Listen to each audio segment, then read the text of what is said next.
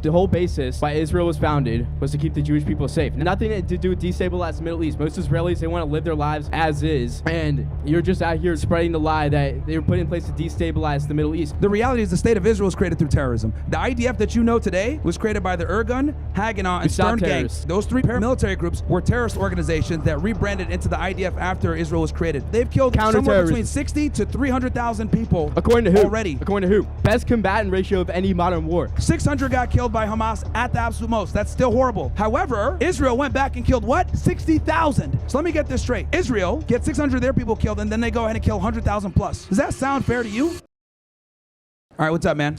I got two questions. Yes. So one, how can you be a Christian, a follower of Christ, and not believe that Israel's the righteous ancestral homeland of the Jews? And also, wait, what? How can you be? I know it's too much for you to like. I'm not a Christian. I'm not a Christian. Then how is Israel not the ancestral homeland of the Jews? And also, how does America being allies with the PA benefit us more than being allies with Israel? When you say PA, you mean Palestine or? Yeah, the Palestine or the Palestinian Authority or Iran or. Well, my thing is this. I am anti-war and I don't think we should be interventionists, and I think that us supporting Israel and giving them all the money that we do creates a lot of problems for us geopolitically and creates a whole bunch of issues. Well, it's Islamic regimes that have been keeping us in the Middle East, in Middle Eastern wars for the past 50 plus years. Who's been keeping us in wars? Iran, Iraq, I mean, Al-Qaeda. Really? Yeah. You know who's been keeping us in the Middle East? Islamic regime by attacking American bases. Israel's been keeping us in the Middle East. Well, do you know why we went to war in Iraq? Because of 9/11. The whole basis why Israel was founded was to keep the Jewish people safe. Nothing to do with destabilize the Middle East. Most Israelis, they want to live their lives as is. And you're just out here like spreading the lie that they were put in place to destabilize the Middle East, because nothing what you said has been backed up by Israel started wars with all of their enemies. Credible historical scholar in history. Okay, so nothing again, you said has been backed up. Dude, you thought that you literally just said we went to war in Iraq because of 9/11. No, we went to war in Iraq because of Israel. Because Benjamin Netanyahu literally went over and said, came over to the United States and said, if we go ahead and we get rid of Saddam, because he has weapons of mass destruction, it'll have positive reverberations all across the Middle East. And what did we do? We went to war over there. 1 million people died. We got nothing to gain from it. We destabilized Iraq. And to this day, there's still problems there and instability all over the place. Everything that we do in the Middle East is because of Israel and because of the powerful lobby that they have in Washington, D.C., where they run this country. So if you don't even understand that, then, dude, I don't disagree with that the Iraq War went wrong. But I mean, you got to ask, why did we go there? Why did we go there? We went there for Israel. We went there for Israel. No, that's a problem. We went there for our own dignity because we were attacked. That's why. Do you know that Iraq had nothing to do with 9/11? Did you know that Osama bin Laden and Saddam Hussein were enemies? Did you know that when Saddam Hussein invaded Kuwait... Same enemy. Hold on, no, because you don't even know your history, bro. You don't even know your history. So you don't, dude. The reality is Saddam Hussein and Osama bin Laden were enemies. When Saddam Hussein invaded Kuwait to go ahead and try to get the oil or get them to lower the prices so that he wouldn't have to compete or whatever the fuck it may be, what ended up happening was Osama offered the Mujahideen, because they had just beat the Russians in the 80s in Afghanistan, he offered to the Mujahideen and said, hey, Saudi Arabian royal family, I will fight Saddam on your behalf. And then he was livid because the Saudi royal family said, oh no, we have the Americans, they'll go ahead and defend us. He's like, wait, why do we have Americans, infidels, defending Arab land? This is against the Quran, this is haram. And they're like, nah, get out of here, Saddam. And they fucking sent him to Sudan and ostracized him. And then guess what? Al-Qaeda ended up getting created. So Osama actually hated Saddam and he wanted to fight him. But what did everybody say? Oh yeah, they work together, whatever, weapons of mass destruction. Same enemy. Or the anthrax push. It was all a fucking lie. It was all a lie. Do you actually think that, like, for example, the current access to terror, do you actually think that the Iranians and Yemenis get along? Two totally different ethnicities. But what are they? They're united against a common enemy, which is Israel.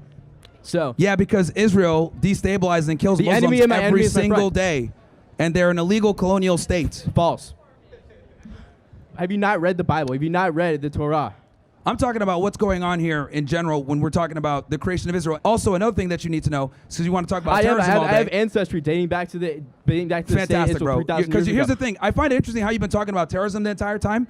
The reality is the state of Israel was created through terrorism. The IDF that you know today was created by the Irgun, Haganah, and Stern gangs. Those three paramilitary groups were terrorist organizations that rebranded into the IDF after Israel was created. So the entire state of Israel was founded upon the very terrorism that they try to condemn today.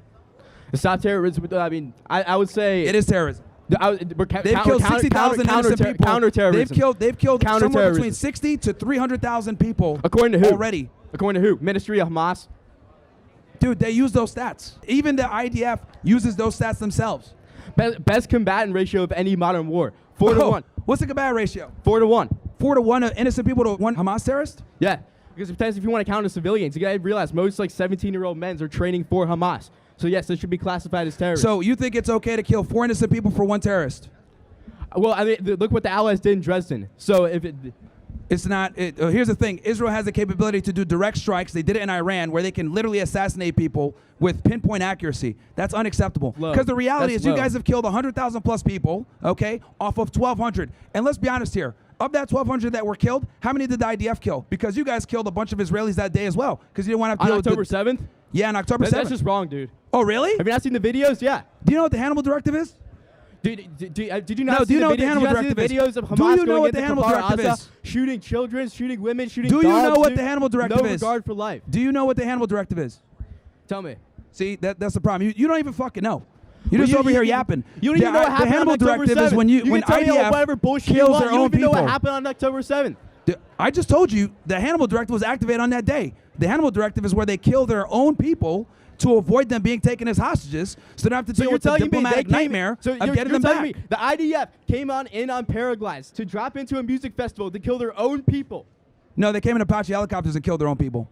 I didn't see that. Where's the video of Apache helicopters? Please educate me. There's literally videos out there of them shooting at people. You can see it. And on top of that, how do you think all those cars were burned, right, with blown up?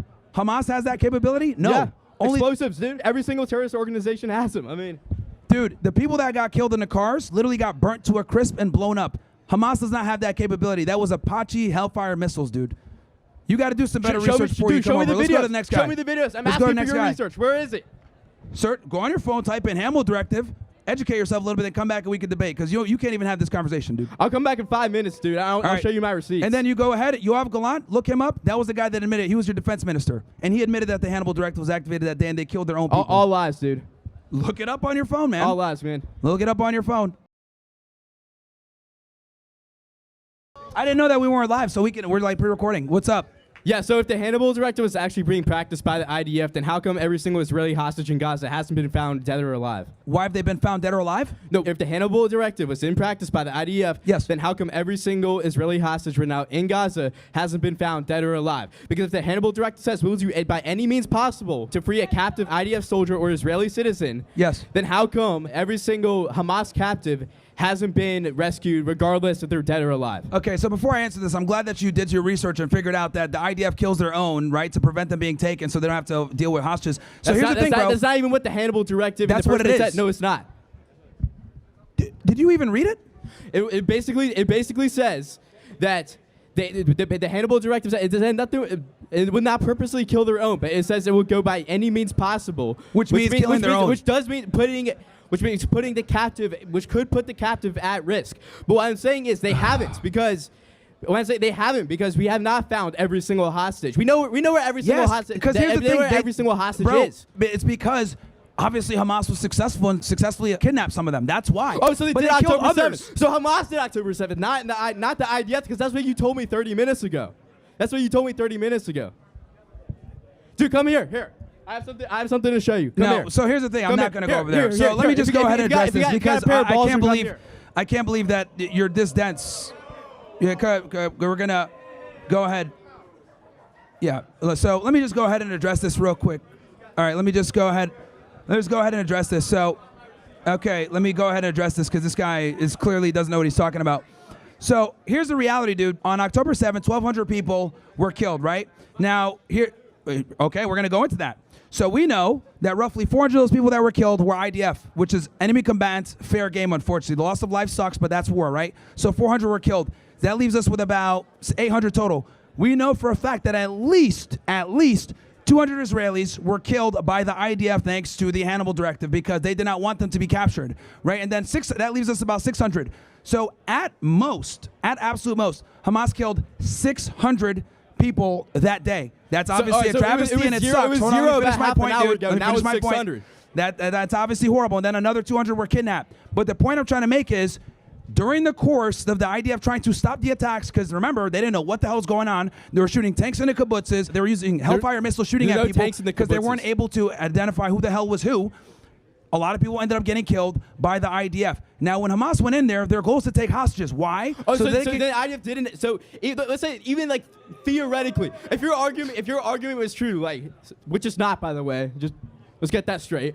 If that argument is true, that's what happened on October 7th. Did not kill their own civilians on purpose, which you were saying 30 minutes ago. So now you're already caving. See here, bro, what the fuck are you? Look.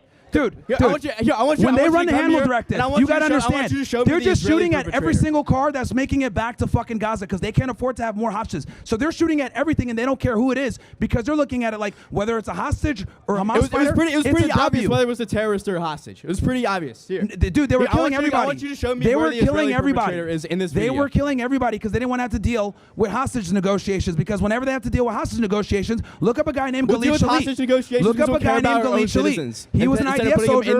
He was an IDF soldier that was captured, and they had to return 1,000 Palestinians to get him back. They don't want to have to do that. And then, like I said before, because we care about our own civilians. Yes, we'll go through hell and high water to get him back. What? Because we care about our own civilians. Yes, we will pay whatever the price is. No, it's actually the opposite. That's why they fucking kill their guys now, so they never have to be put in that diplomatic position again.